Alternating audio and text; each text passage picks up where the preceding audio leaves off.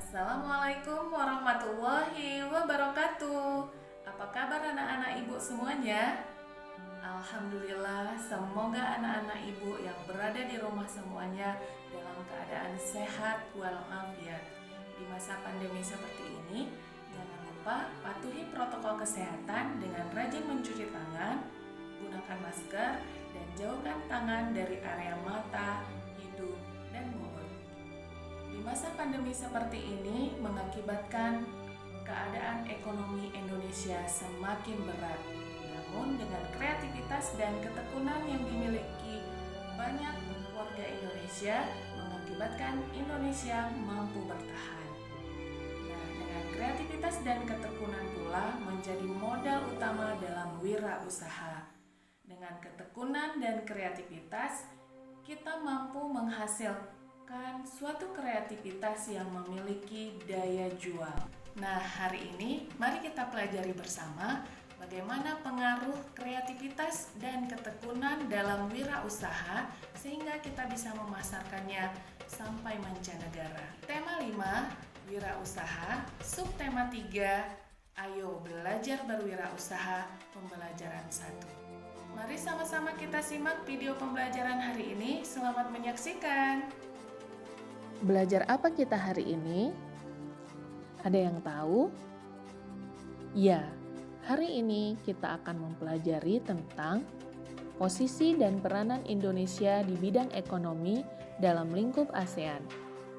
Yang kedua, kita akan mempelajari medan magnet. Dan yang ketiga, kita akan mempelajari petunjuk pengisian teks formulir. Nah, anak-anak, masih ingat di pembelajaran awal yang Ibu sampaikan? Bahwa untuk menjadi pelaku wirausaha, kita membutuhkan modal berupa ide, kemudian kreativitas, dan yang terakhir adalah, siapa yang masih ingat? Ya, benar sekali, ketekunan.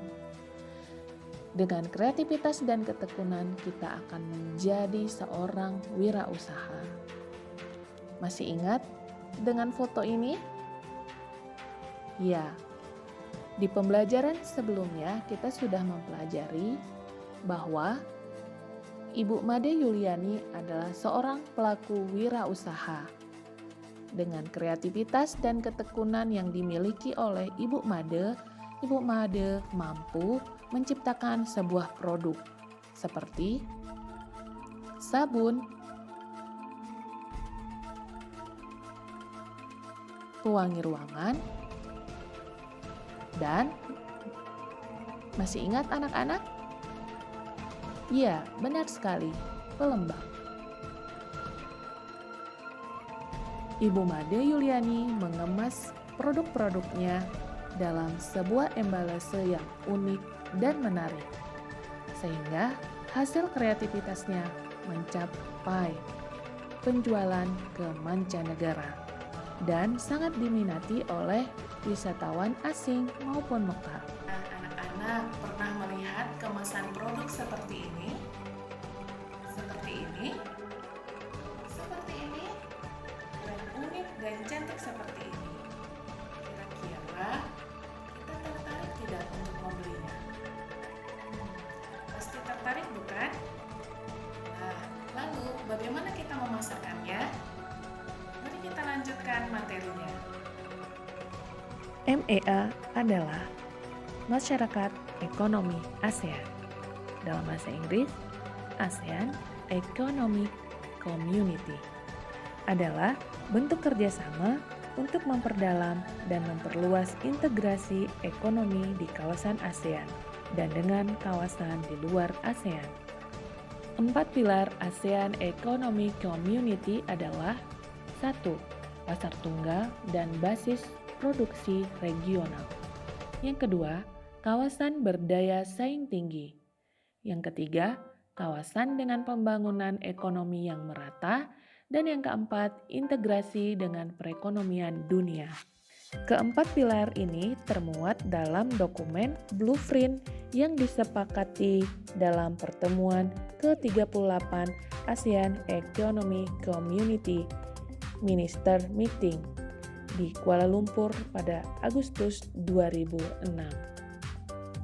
Nah, bagaimana pengaruh MEA bagi Indonesia?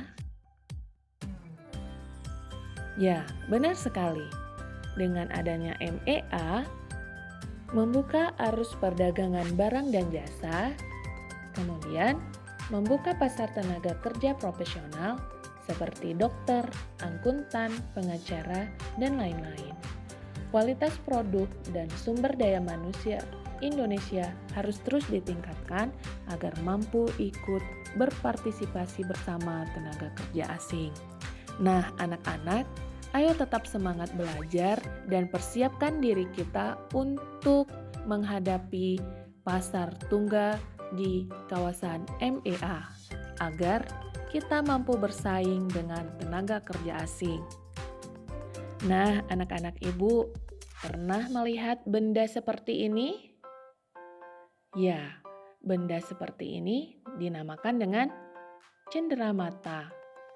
Cenderamata ini terbuat dari magnet yang dapat menempel di pintu kulkas. Nah, mengapa bisa menempel di pintu kulkas?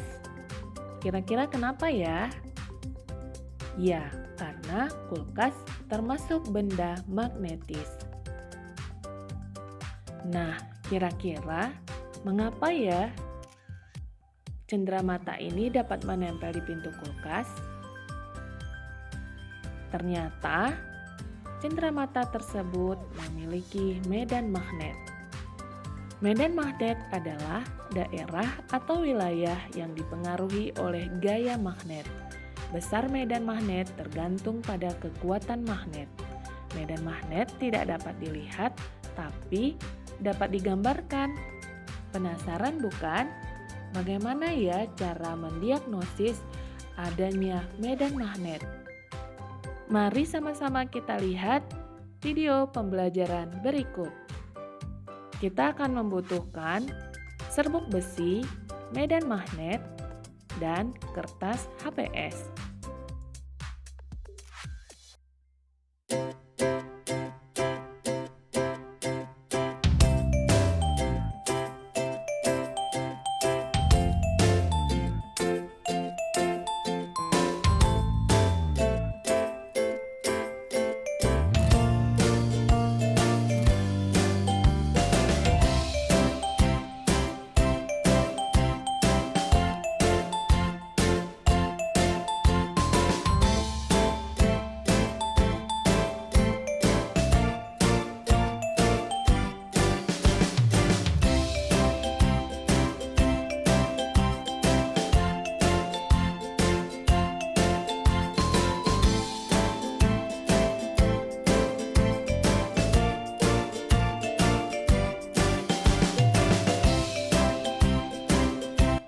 Nah, anak-anak ibu juga dapat melakukan percobaannya di rumah ya, Nak.